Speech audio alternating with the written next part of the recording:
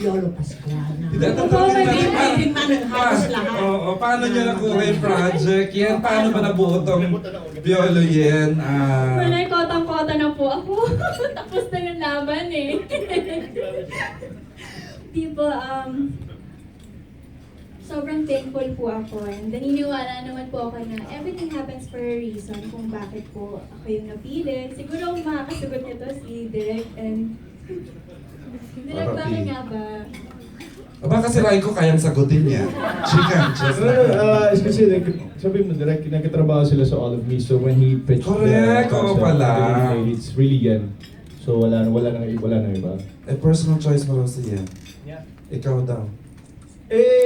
Nakita ko siya, napanood ko siya sa Pure Love tsaka sa All of Me. Galing. Kaya sabi ko when Direct Don told me nga about it, sabi ko, naman. She's not just a pretty face, pero magaling umarte. Pero kasi Papa P, expert ka sa acting. What is it about Yen? I believe that she has a very distinct appearance. And yun nga yung nakita mo sa kanya sa All of Me na pinaparod ko siya. Very raw. Ang ganda lang na Oh, mahal she's siya ng raw. camera. Bihira yung mga ganun eh. Kaya sabi ko, why not? Diba? Okay.